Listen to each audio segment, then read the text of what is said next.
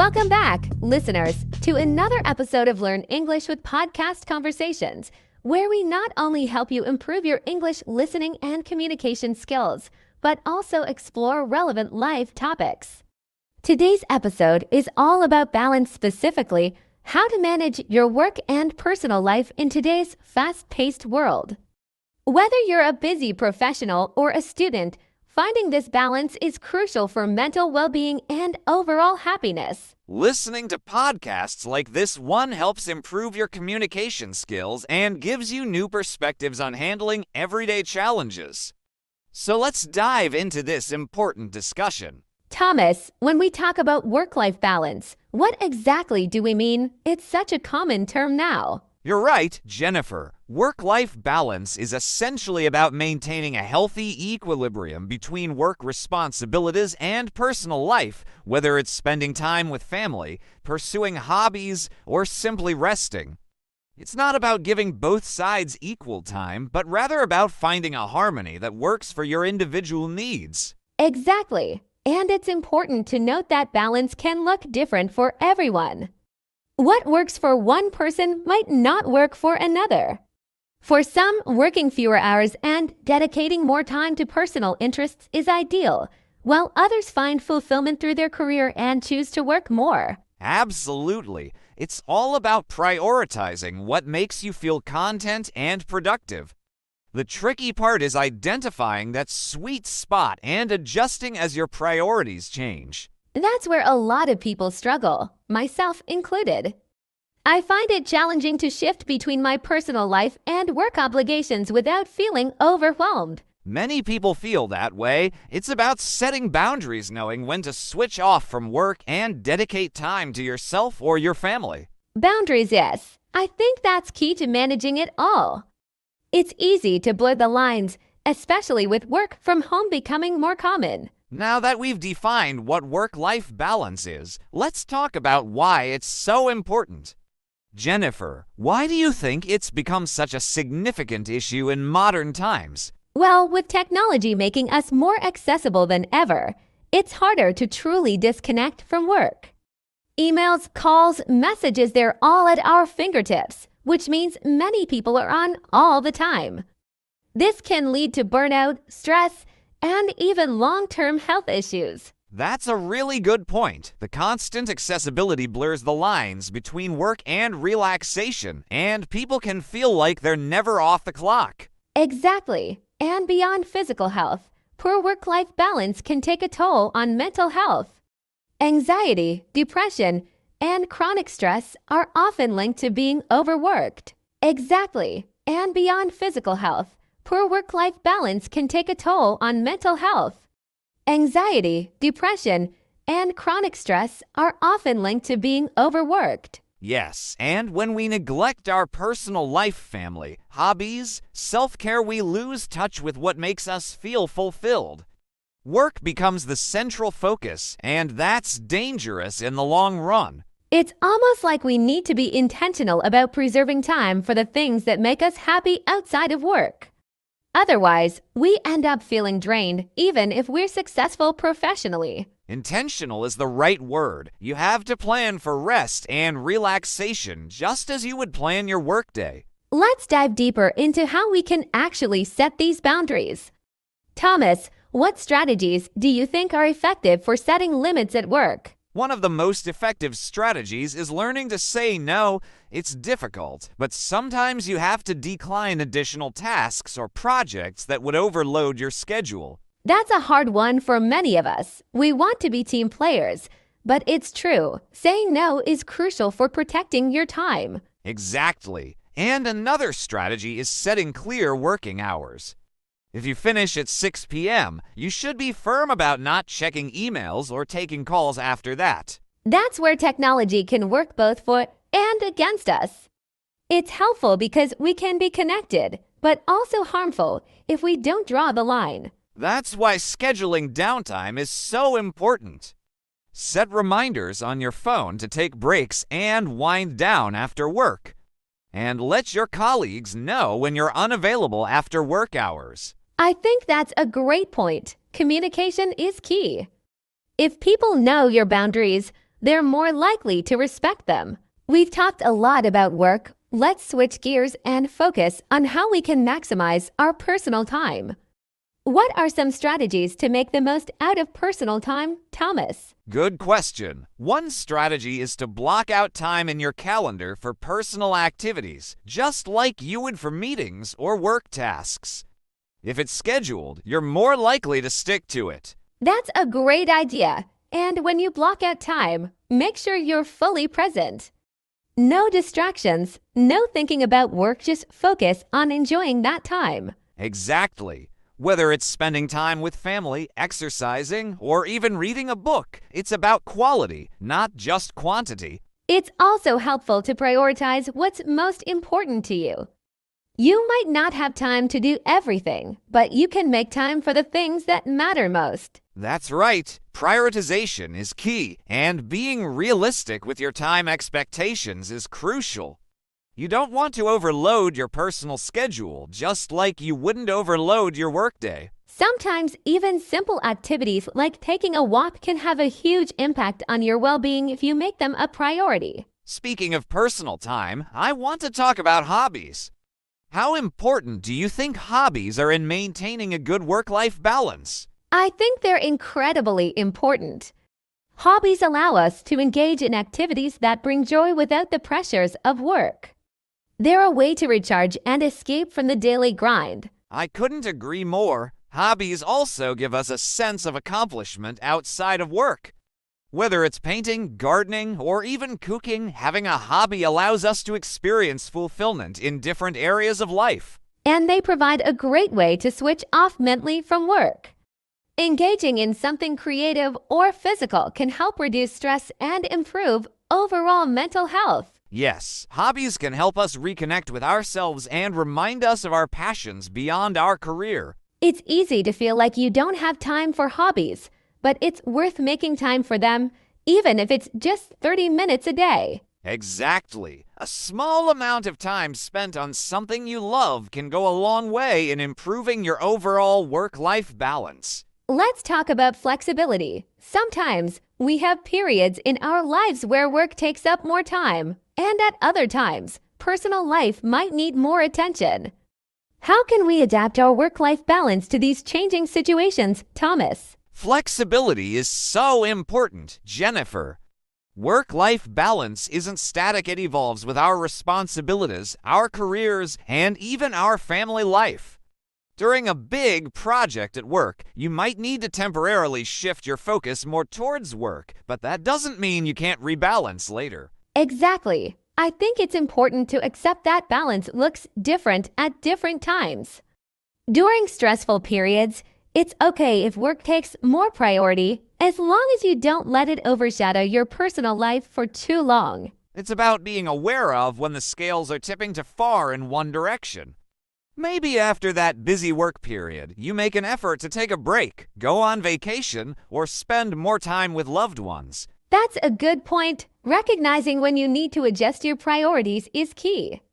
And it's okay to ask for flexibility at work. Too many workplaces are now more open to flexible working hours or remote work options. Exactly, and having open conversations with your employer or colleagues can really help. Flexibility is a two-way street, and being proactive about maintaining that balance can prevent long-term burnout. You mentioned having open conversations at work. And that brings us to an important point. What role do employers play in helping their employees achieve a good work-life balance? Employers actually play a huge role in this. Companies that promote a culture of balance and respect their employees' personal time tend to have more satisfied and productive workers. It's about fostering an environment where work doesn't consume every aspect of a person's life. And that goes beyond just policies like flexible hours or remote work options. It's also about encouraging employees to take their breaks, use their vacation time, and not feel guilty about doing so. Definitely. In fact, research shows that employees who have a good work-life balance are more productive and less likely to suffer from burnout. Employers can promote balance by ensuring workloads are reasonable and recognizing that rest is just as important as hard work. I completely agree. When employers set a good example by prioritizing their own balance, it sets a tone for the whole company. Leaders can show that it's okay to have boundaries and that working nonstop isn't sustainable. Yes, and it's important that employers realize investing in their employees' well-being will benefit the company as a whole. Healthy, balanced employees are motivated, engaged, and likely to stay longer with the organization. Even with the best intentions and the right tools, many of us still feel overwhelmed from time to time. How do we handle those periods where everything just feels like too much? That's a great question, Jennifer. I think the first step is acknowledging that it's okay to feel overwhelmed. It happens to everyone. The key is to identify the sources of your stress and find practical ways to manage them. I agree. One method that works for me is breaking down large tasks into smaller, more manageable pieces. It's easy to feel paralyzed when you have too much on your plate, but tackling things bit by bit makes it feel more achievable. That's a good strategy. Another tip is to practice mindfulness or relaxation techniques. Taking just 5 or 10 minutes to breathe deeply, meditate, or even take a short walk can make a big difference in how you handle stress. That's true. And stepping away from your desk or workspace can help you reset mentally. It's important not to push through when you're feeling drained. Sometimes taking a break is the best way to refocus. And don't be afraid to ask for help, whether it's delegating tasks at work or seeking support from friends and family. Stress is much easier to manage when you're not carrying the load all by yourself. Absolutely, building a support system, both professionally and personally, is essential in managing the ups and downs of life. We've touched on this earlier, but technology really is a double-edged sword when it comes to work-life balance. How do you think it's affecting us, Thomas? I think it's made things both easier and harder. On the one hand, technology allows us to be more flexible, to work remotely, and to stay connected. On the other hand, it also means we're always accessible, which can blur the lines between work and personal time. Yes, that constant connectivity can make it difficult to switch off. I've found myself checking emails late at night just because I can. Exactly. It's easy to fall into that trap. I think it's important to set boundaries with technology, like turning off notifications after work hours or even having tech-free time. That's a great idea. I've heard some people have a rule where they don't bring their phones into the bedroom or limit their screen time after 8 p.m. Those are really practical tips. It's all about finding what works for you and making sure that technology serves your life, not the other way around. Yes, and sometimes a simple change, like setting a timer for social media or work emails, can help ensure that technology isn't taking over your day. Remote work has become much more common these days. While it offers flexibility, I think it can also make balancing work and life more difficult. What are your thoughts, Thomas? It's definitely a challenge, Jennifer. Remote work means the lines between home and work-life blur even more. You might find yourself working longer hours because there's no clear end to the day when you're already at home. I've experienced that too. Without the physical separation of commuting, it can be hard to switch off.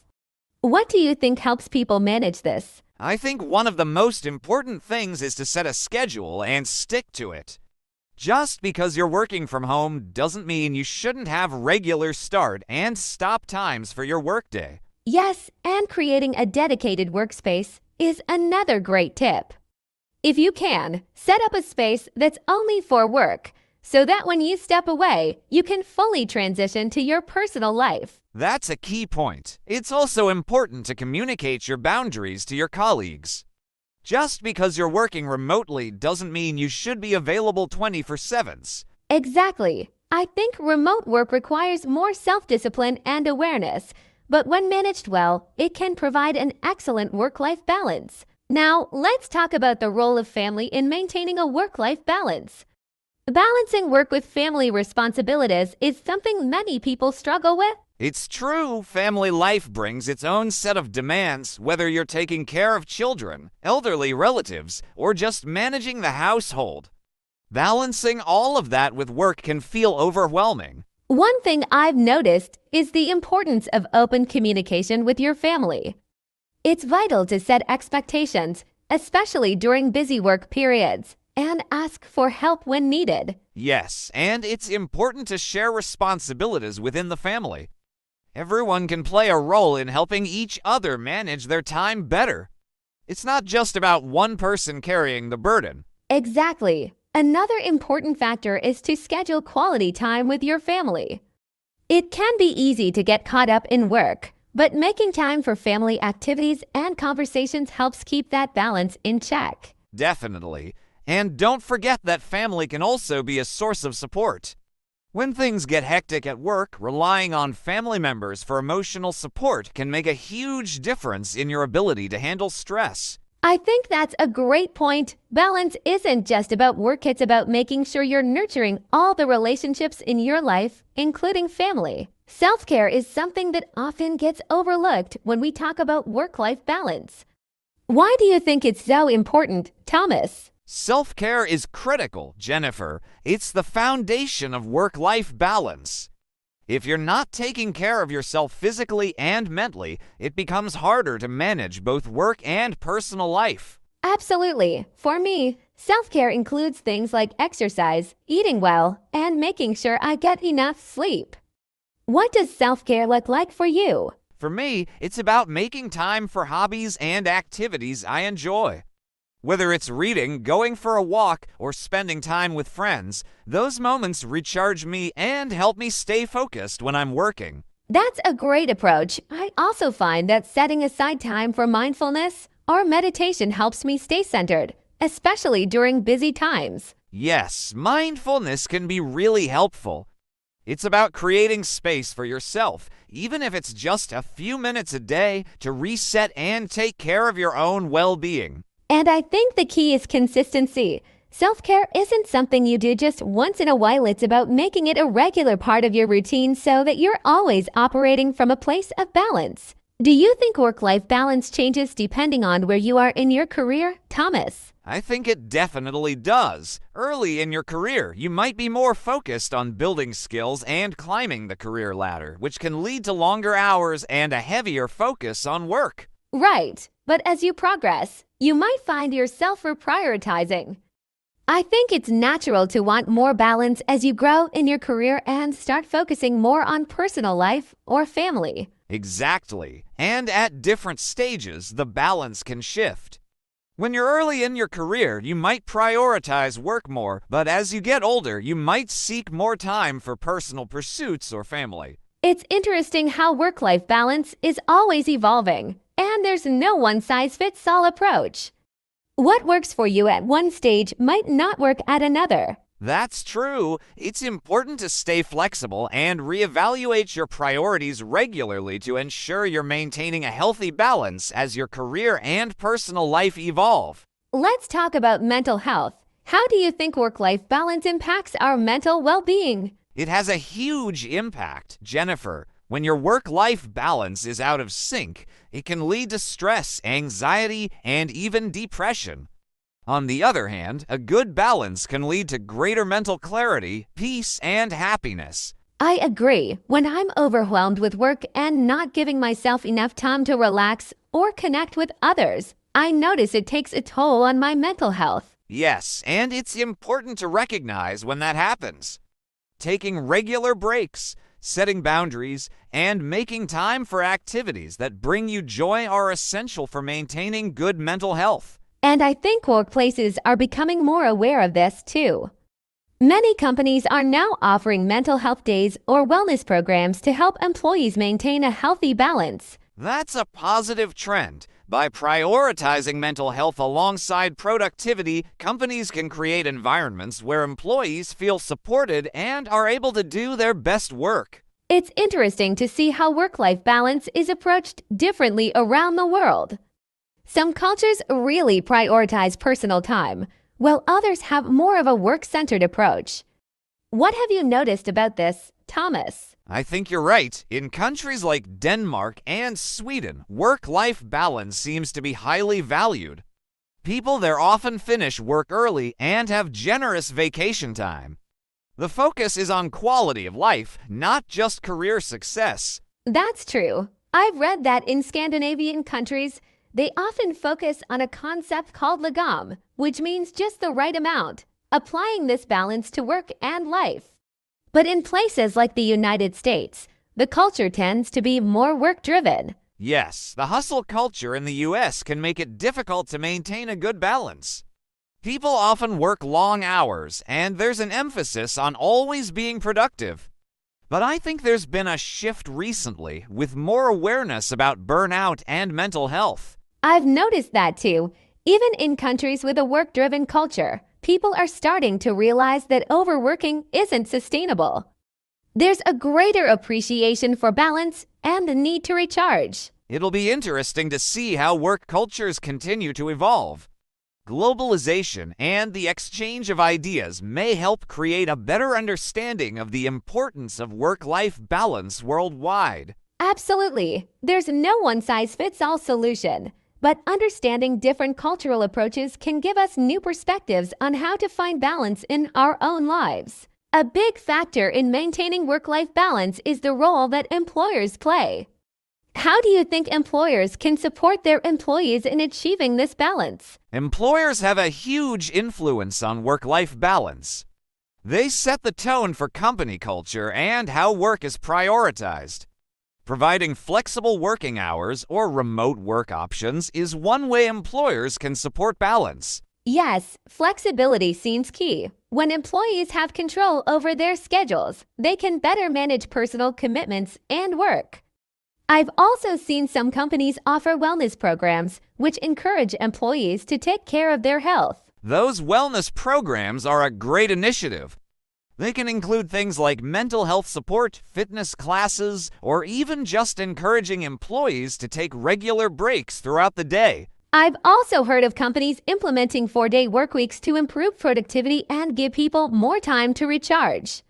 Have you heard of this trend, Thomas? Yes, I have. It's an interesting concept. Some companies that have adopted a 4-day work week report that employees are actually more productive because they have more time to rest and balance their personal lives. It shows that work-life balance isn't just about working less, it's about working smarter and allowing people to bring their best selves to work when they are well-rested and healthy. Exactly. Employers who invest in their employees' well-being are likely to see better results in terms of engagement, creativity, and productivity. Looking ahead, what do you think the future of work-life balance looks like, especially as we continue to adapt to changes in technology and work environments? I think technology will continue to play a huge role. On one hand, it can make work more efficient, but on the other hand, it can make it harder to switch off. With constant connectivity, people might feel the need to be on all the time. That's a good point. We already see this happening with smartphones and email notifications outside of work hours. But I think there's potential for technology to help with balance too, like through tools that help us manage time and set boundaries. Definitely. Automation and AI could take over repetitive tasks, freeing up more time for people to focus on creative and meaningful work. And with remote work becoming more normalized, people may have more freedom to design their own schedules. I also think we'll see more companies adopting flexible work policies, realizing that supporting balance is good for both the employees and the business. Agreed. It's all about finding ways to integrate technology without letting it control our lives. If used wisely, it can actually help us achieve better work-life balance. So the future seems promising, as long as we continue to prioritize balance and make conscious decisions about how we work. One aspect of work-life balance that's often overlooked is financial stability. How do you think financial security plays a role in achieving balance? One aspect of work-life balance that's often overlooked is financial stability. How do you think financial security plays a role in achieving balance? I think financial stability is a key part of work-life balance. When people are worried about money, it adds a lot of stress and makes it harder to focus on maintaining a healthy balance. That's true. Financial stress can lead to people overworking or taking on multiple jobs just to make ends meet, which leaves little time for rest or personal life. Exactly. I think a big part of work-life balance is feeling secure in your job and knowing that your financial needs are being met. This allows people to focus on their personal lives without constantly worrying about money. And financial education is important too. Learning how to budget, save, and invest can help people feel more in control of their finances, which ultimately supports a balanced life. Right. Employers can also contribute by offering fair wages, financial planning resources, or even retirement planning programs to help employees feel more secure. When people feel financially stable, they have the freedom to prioritize other aspects of their life, like family, hobbies, or personal development, without the constant stress of financial insecurity. Speaking of personal development, hobbies can play a big role in maintaining balance. What hobbies do you think help with achieving work-life balance? Hobbies are so important, Jennifer. They give us something to look forward to outside of work and help us recharge mentally. For me, activities like hiking and photography help me unwind and take my mind off work. That's great. I find that creative hobbies, like painting or writing, help me express myself and relax after a busy day. It's important to have something you enjoy that takes you away from the pressures of work. Exactly. Hobbies also give you a sense of accomplishment outside of your career. It's nice to have personal goals and achievements that aren't tied to your job. And sometimes hobbies can even lead to new career opportunities.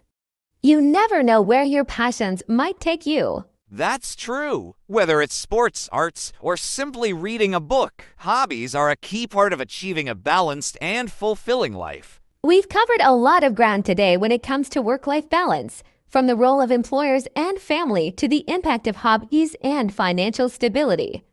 What's your biggest takeaway, Thomas? I think my biggest takeaway is that work-life balance is personal. It's different for everyone, and there's no one perfect way to achieve it. The important thing is to constantly evaluate where you are and make adjustments as needed. I agree balance is something that evolves over time, and it's important to stay flexible and prioritize what matters most to you. And remember, work-life balance isn't just about work. It's about making time for yourself, your family, and the things that bring you joy. Well said, Thomas. It's all about finding harmony between the different parts of your life and making sure you're taking care of yourself along the way. Exactly. Thanks for joining us today, everyone.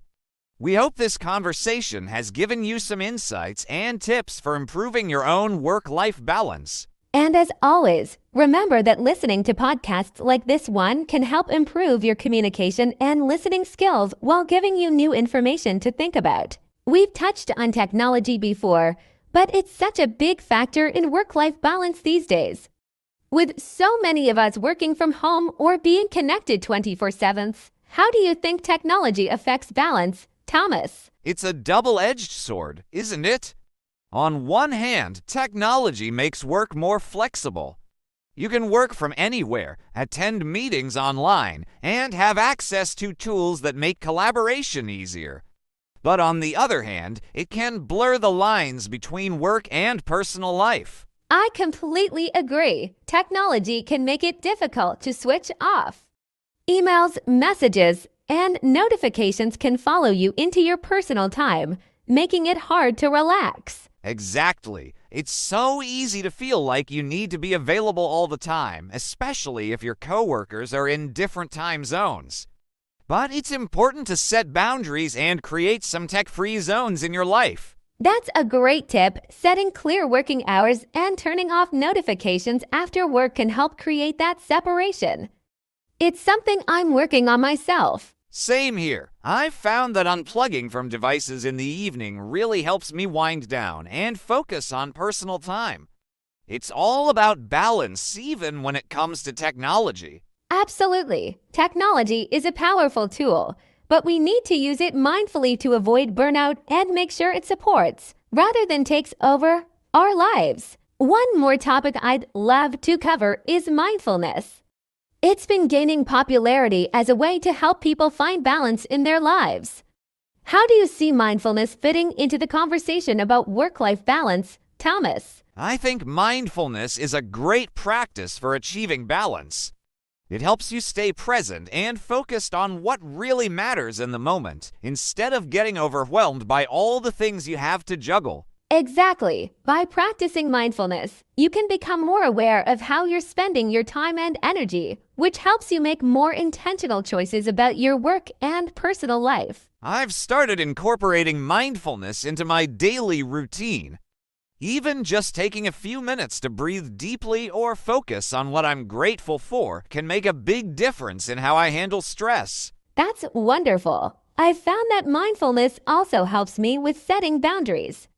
When I'm more aware of my needs, I'm better at saying no to things that might throw off my balance. That's key. Mindfulness helps you stay grounded and focused on what's important, which makes it easier to find balance in a busy world. It's such a simple practice, but it can have a huge impact.